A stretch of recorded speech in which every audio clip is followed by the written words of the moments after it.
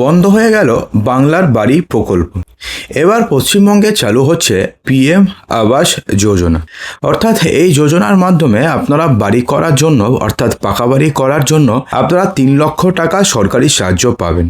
তো এখন ব্যাপারটি হচ্ছে, পিএম আবাস যোজনার জন্য আবেদন করার জন্য আপনাদেরকে কি কি ডকুমেন্টস লাগবে এবং কিভাবে আপনারা আবেদন করবেন এবং টাকা আপনি কিভাবে পাবেন এবং পিএম আবাস যোজনাতে কি কি রয়েছে, সমস্ত কিছু এই ভিডিওতে আপনাদের জানিয়ে দেবো। দেখুন, পশ্চিমবঙ্গের রাজনৈতিক পালাবদলের পরে সরকার গড়তেই কেন্দ্রের একাধিক জনকল্যাণমুখী প্রকল্প রাজ্যে দ্রুত কার্যকর করার তোড়জোড় ইতিমধ্যে শুরু করে দিয়েছে বিজেপি প্রশাসন। মুখ্যমন্ত্রী শুভেন্দু অধিকারী স্পষ্ট করে বলে দিয়েছেন যে এতদিন পর্যন্ত যেই সমস্ত কেন্দ্রীয় প্রকল্পগুলো পশ্চিমবঙ্গে লাগু হয়নি, সেই সমস্ত কেন্দ্রীয় প্রকল্পগুলোকে এবার পশ্চিমবঙ্গে লাগু করা হবে। ঠিক আছে, এবং এই তালিকায় অন্যতম বড় এবং বহুল প্রতীক্ষিত প্রকল্প হচ্ছে প্রধানমন্ত্রী আবাস যোজনা। আজকালকার দিনে আকাশছোঁয়া মূল্যবৃদ্ধি এবং জমি বাড়ির চড়াদামের কারণে নিজের একটি পাকা ছাদের স্বপ্ন মধ্যবিত্ত এবং দরিদ্র পরিবারের জন্য বর্তমানে কঠিন হয়ে দাঁড়িয়েছে। বিশেষ করে শহর এবং গ্রামীণ এলাকায় অর্থনৈতিকভাবে পিছিয়ে পড়া যে সমস্ত মানুষজন রয়েছে, তাদের কাছে বা তাদের জন্য এই স্বপ্ন এবার পূরণ করতে চলেছে কেন্দ্রীয় সরকার। এই প্রকল্প বা এই স্কিমের লক্ষ্য হচ্ছে কেবল ঘর দেওয়া নয়, বরং সাধারণ মানুষকে আর্থিকভাবে স্বাবলম্বী করে তোলা। এই প্রকল্পের অধীনে গৃহঋণের সুদের উপরে বড় অঙ্কের ভর্তুকি আপনি পেয়ে যাবেন। এছাড়া যা মাসিক ইএমআই অনেকটাই কমিয়ে দেবে। অর্থাৎ গৃহঋণ যদি কেউ নেয় তাহলে সেক্ষেত্রে মাসিক যে একটা ইন্টারেস্ট রেট থাকে সেটা অনেকটাই কমিয়ে দেবে, কারণ বাকিটা সরকার ভর্তুকি দেবে। এবং এর ফলে কি হবে, আপনাদের যে ইএমআই রয়েছে সেই ইএমআইটি অনেকটাই কম আসবে। বাংলার এই প্রকল্প নতুন করে গতি পাওয়ায় কিভাবে আবেদন করবেন এবং কারা কারা সুবিধা পাবেন। 2015 সালে দেশজুড়ে সকলের জন্য আবাসন নিশ্চিত করার লক্ষ্যে এই প্রকল্পটি চালু করেছিল মোদী সরকার। বিশেষ করে গ্রামীণ এবং শহরের কাঁচা এবং জরাজীর্ণ বাড়িতে বসবাসকারী দরিদ্র পরিবারগুলোকে পাকা বাড়ি তৈরি করার লক্ষ্যেই এই সামাজিক বা এই সরাসরি আর্থিক যে সাহায্যের প্রকল্প চালু করেছিল মোদী সরকার।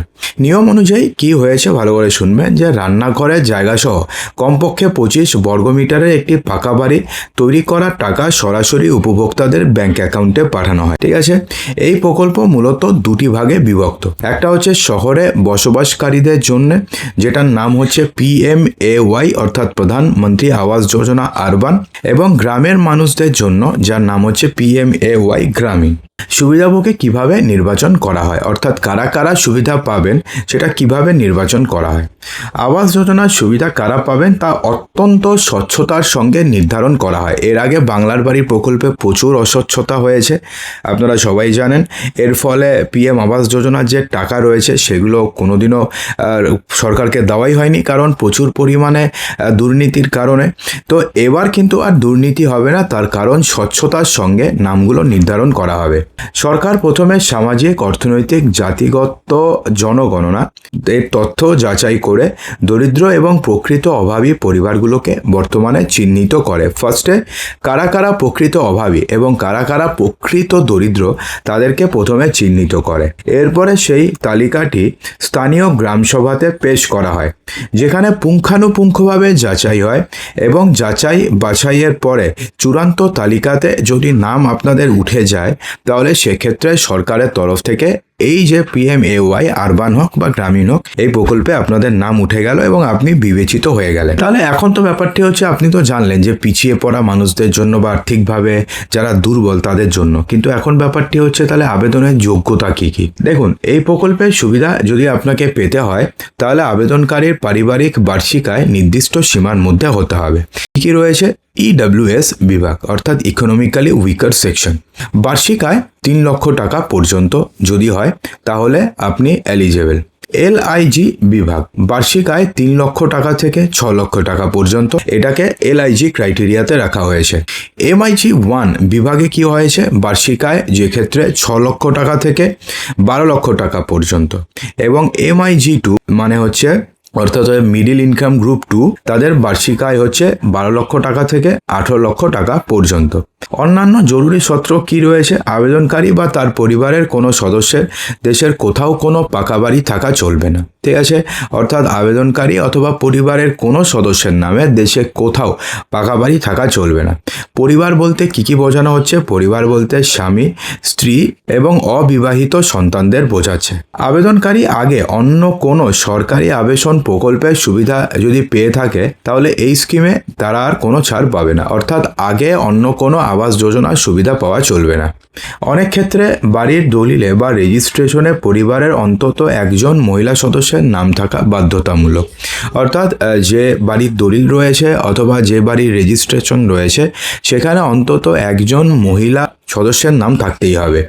তো এখন ব্যাপারটি হচ্ছে কিভাবে আবেদন করবেন। PMAY এ আবেদন করার জন্য আপনি অনলাইন এবং অফলাইন এই দুভাবেই আবেদন করতে পারবেন। প্রথমে অনলাইনের পদ্ধতি, তার জন্য প্রথমে আপনাকে অফিসিয়াল ওয়েবসাইটে যেতে হবে। সেখানে সিটিজেন অ্যাসেসমেন্ট বলে একটা বিভাগ আপনি পাবেন, সেটাকে আপনাকে সিলেক্ট করতে হবে।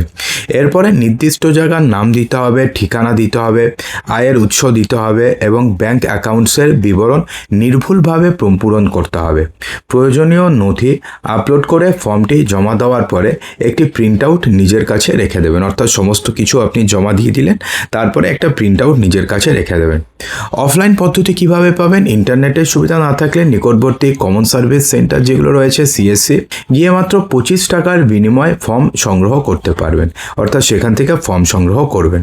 ফর্মটি সঠিকভাবে আপনারা পূরণ করবেন, প্রয়োজনীয় নথিপত্র সেই সমস্ত কিছু সেখানে জমা দিলেই আবেদন প্রক্রিয়া সম্পূর্ণ হয়ে যাবে। CSC সেন্টারে যাবেন, 25 টাকা দিয়ে ফর্ম কিনবেন, তারপরে প্রয়োজনীয় ডকুমেন্টস জমা সেখানে দিয়ে দিলেই হয়ে যাবে।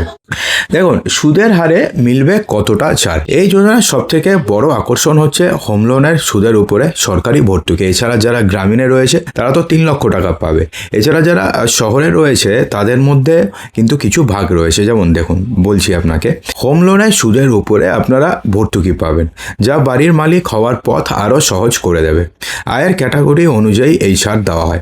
যদি EWS এবং LIG বিভাগ হয়, অর্থাৎ লোয়ার ইনকাম গ্রুপ হয়, তাহলে 6 লক্ষ টাকা পর্যন্ত আপনারা ব্যাংক থেকে লোন নিতে পারবেন এবং তার উপরে, অর্থাৎ যে লোনটি নিলেন 6.5% আপনাকে সুদের উপরে ভর্তুকি আপনি পেয়ে যাবেন। অর্থাৎ যদি হোম লোন যদি 8% হয় তাহলে আপনার ইন্টারেস্ট মাত্র দিতে হবে 1.5%, কারণ বাকি যে 6.5% রয়েছে সেটা সেন্ট্রাল গভর্নমেন্ট পে করে দেবে। যদি MIG 1 হয়, অর্থাৎ মিডিল ইনকাম গ্রুপ 1 হয়, তাহলে 9 লক্ষ টাকা পর্যন্ত ঋণের উপরে 4% সুদের ছাড় মেলে এবং MIG 2 বিভাগে হলে পরে 12 লক্ষ টাকা পর্যন্ত ঋণের ওপরে 3% সুদের সুরাহা আপনি পেয়ে যাবেন। অর্থাৎ যদি ইন্টারেস্ট যদি 8% হয়, 3% গভর্নমেন্ট দেবে, আপনাকে মাত্র 5% দিতে হবে। এই বিশেষ সুবিধাটি সর্বোচ্চ 20 বছর মেয়াদের ঋণের ক্ষেত্রে প্রযোজ্য হবে। সহজ কথায় হচ্ছে, আপনি যদি MIG 1 বিভাগের অধীনে 9 লক্ষ টাকার ঋণ নেন, তবে 4% সুদের ভর্তুকির কারণে আপনার মাসিক যে EMI রয়েছে সেটা অনেকটাই উল্লেখযোগ্যভাবে কমে যাবে। রাজ্যের নতুন সরকার আসার পরে এই আবাসন প্রকল্প ঘিরে বাংলার সাধারণ মানুষদের মধ্যে আশার আলো দেখা দিয়েছে, কারণ এক্ষেত্রে আপনারা ব্যাংক থেকে 6 লক্ষ টাকা নিলেন, আপনাকে 6.5% পর্যন্ত আপনাকে লোনের উপরে ভর্তুকি দেওয়া হবে, অর্থাৎ আপনাকে কিন্তু জাস্ট একটা সামান্য পরিমাণ টাকা ব্যাংকে আপনাকে EMI দিতে হবে এবং সেটি আপনি 20 বছর পর্যন্ত করতে পারবেন, অর্থাৎ EMI অনেকটাই কমে যাবে। তো বন্ধুরা, আশা করব যে ভিডিওটিতে আপনাদের সমস্ত কিছুই সঠিকভাবে বোঝাতে পেরেছে। যদি ভালো লেগে থাকে তো লাইক করবেন, শেয়ার করবেন এবং চ্যানেলটিকে সাবস্ক্রাইব অবশ্যই করবেন।